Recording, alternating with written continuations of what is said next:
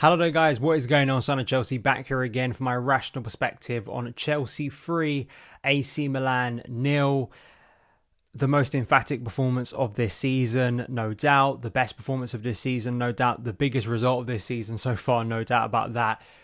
What an enjoyable evening that turned out to be in so many ways. I said after Saturday that late Conor Gallagher goal was so important for Potter. It was so important, I think, for the mood around the club.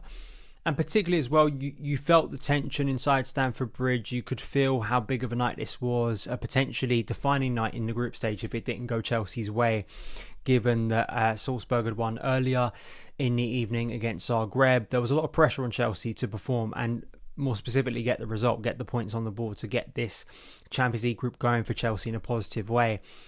But this night, I mean, I'm going to be hyperbolic probably, and I try not to be on this channel, but I genuinely do think that's the most enjoyable it's been watching Chelsea in a very long time.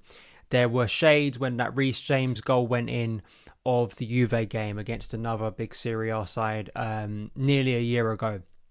And at times in that second half, just the way Chelsea were going for AC Milan was brilliant. It was exhilarating, and I think some of the performances of players in key positions that maybe won't get the credit, or at least from if you just watch the highlights, I think has to be spoken about.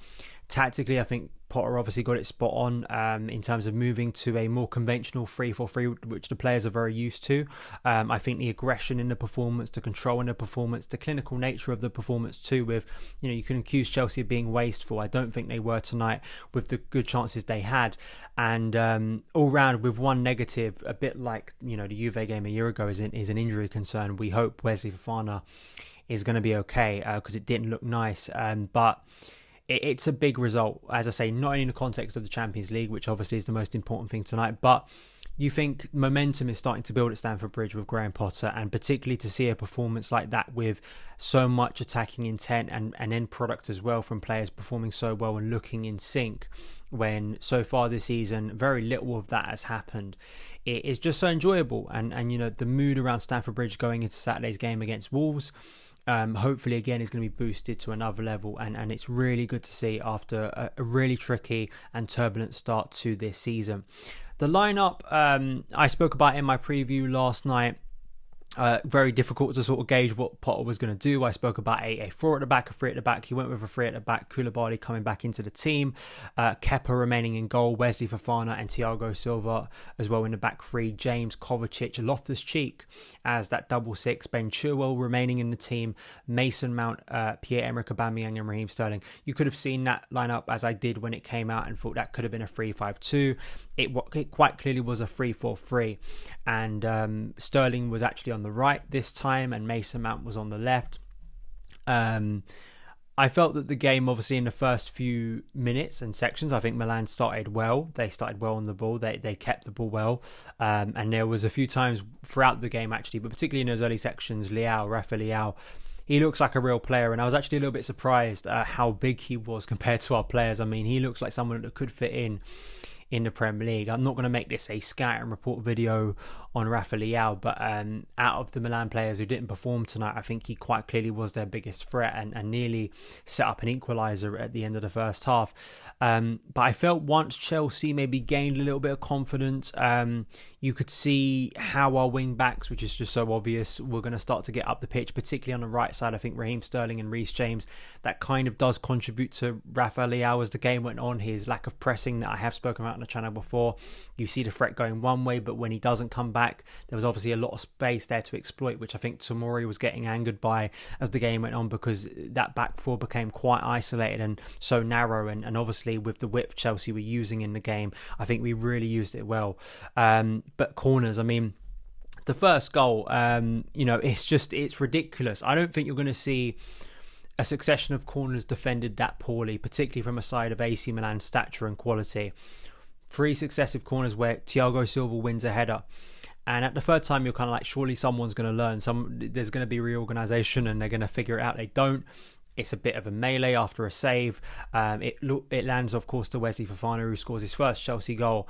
Massive moment in the game. It really, of course, galvanises the crowd, who could have been feeling a little bit tense in those opening exchanges. And you just felt from that moment on, Chelsea started to gain more confidence. I think the way we, with one or two touch, were able to play around Milan's press, and that is something that Chelsea from the early time with Tuchel have been good at. I think that's always been something when teams try and press Chelsea.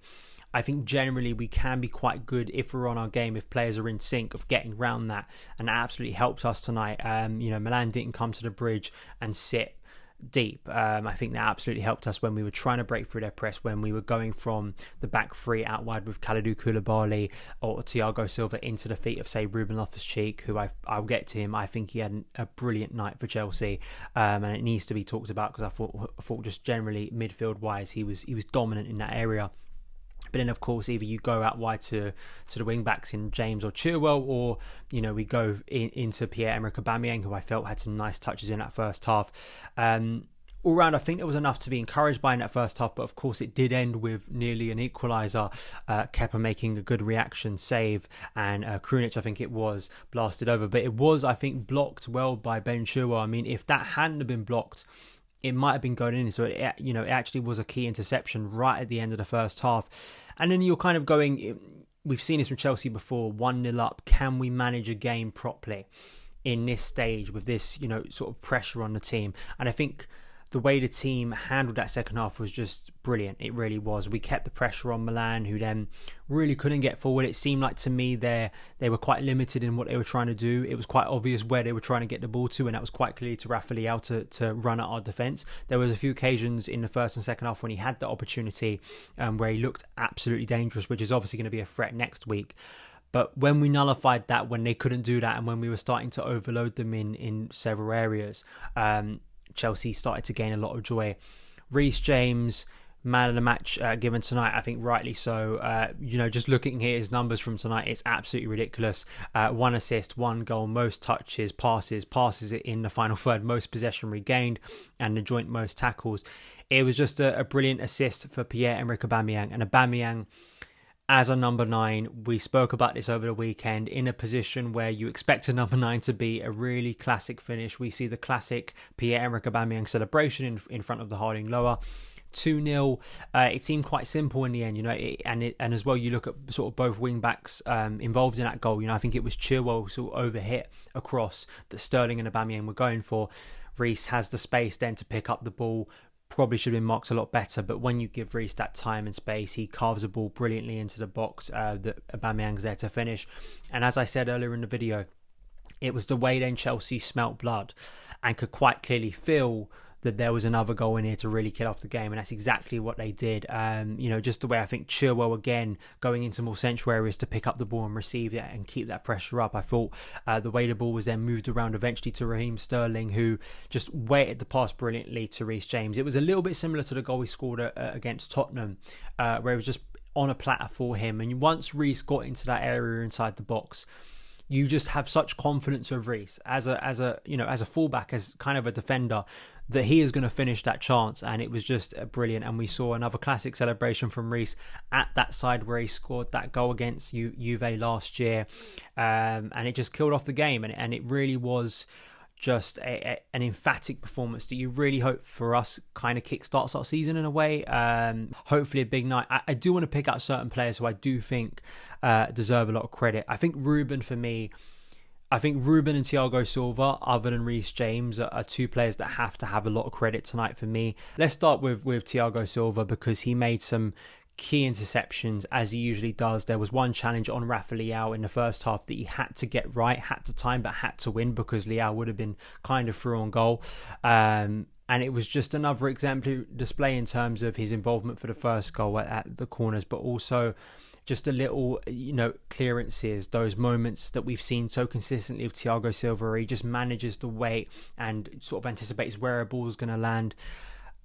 38 now, it's incredible. It's just astonishing. And I know I feel like, and I probably sound like a tired, and broken record at this point, speaking about how brilliant Thiago Silva is, but you have to appreciate him, because I feel like in games like that, we just kind of look at it and go, well, that's just Thiago Silva. It's a bit like when JT was here. It's just like, well, that's the level JT's been at. compared to other players who maybe rise their levels and we speak about it and notice it a lot more. This is the level Thiago Silva has been consistently at since he arrived at Chelsea pretty much, and it's still extraordinary to watch him because it is just a masterclass in defending consistently. The way he marshals the players around him, I think the way he improves the players around him, his sort of way to touch. As I say, there was a moment in the first half quite early on where he could have, most defenders, a looping ball over, he probably should have headed it. Most players would have done that and no one would have complained. But just the way he maneuvers his body to chest it down into Mateo Kovacic, then gives Kovra a brilliant sort of platform to then pass and start an attack. It's those small things, those subtle things with Thiago that are as impressive as those big challenges, which obviously are big and game defining. But Thiago was brilliant. Ruben Loftus-Cheek was really, really good, and in a position that has been uncertain, I think that's a performance that probably keeps himself in the starting 11, I think, for the weekend. Ruben has quietly been one of Chelsea's better performers this year. I think because he hasn't been scoring the goals like, say, Raheem Sterling or, the performances of Reece James that are so obvious to see. He kind of goes under the radar. He's had to be versatile. He's played as a wing back. He's played as a central midfielder.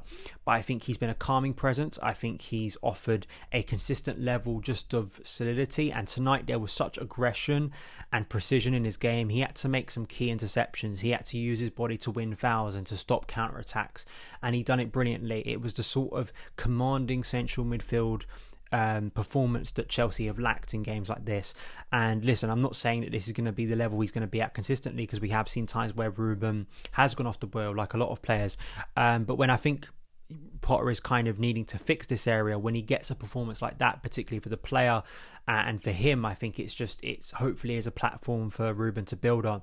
I just thought as well, attack wise, he was one of those players consistently helping maintain the energy levels of Chelsea consistently. You felt like if a ball was sort of hit back from Milan and an attack could fade away, he was one of those right in there to win it back, to try and maintain that momentum, and you need that in games like this, and I feel that Ruben just really deserves his flowers tonight, because I think he had a really good performance, and particularly from a player who, the journey, the narrative around Ruben is so clear, but to see him just quietly going about his business so far, and I think this was the first performance where I feel like a lot of people will sort of stand up and go, yeah, that's a really good performance. I hope so, because I think he deserves it. But all round, yeah, I think there weren't many bad performers. I think you could go around the team and it's 6s and 7s, for a lot of players, and then maybe for a couple like Reece James, Thiago Silva, Ruben Loftus-Cheek, Pierre-Emerick, Aubameyang, you kind of boost it up to an 8. It was a shame that Mason, that he had a really nice link up with Aubameyang in the first half, and he was offside. I mean, that was a wonderful little chip. But all round, I mean, as I say, I could go through the whole team, and when Trevor Chalobah came on, I thought he just slot into that back three and did a commendable job, given he hasn't played a lot of football this season. It was nice to see Trevor come on first, because I was a little bit worried when Fofana was down we were going to get Azpilicueta on the pitch. Maybe that's a turning point for Chalobah in his season. We don't know.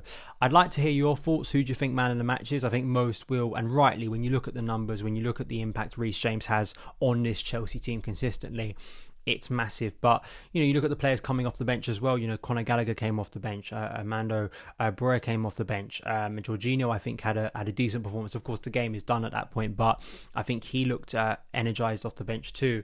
There's a lot of options for Graham Potter, and it goes into Saturday's game now against Wolves, who of course haven't had the best start to the season, with options and in a positive way. And I really hope we can replicate things. And it's nice to see those things that I saw in the Salzburg game that I think a lot of people, that result was so frustrating, right? And to tie it all together and to see that development in only 3 games is really encouraging with the players and Potter, and kind of taking in his ideas, and hopefully those things can be developed and Chelsea can continue to gain momentum and positivity and feel like we're moving in a positive direction again. Let me know your thoughts. Follow me on Twitter at SonOfChelsea, and I'll see you again very soon. All the best.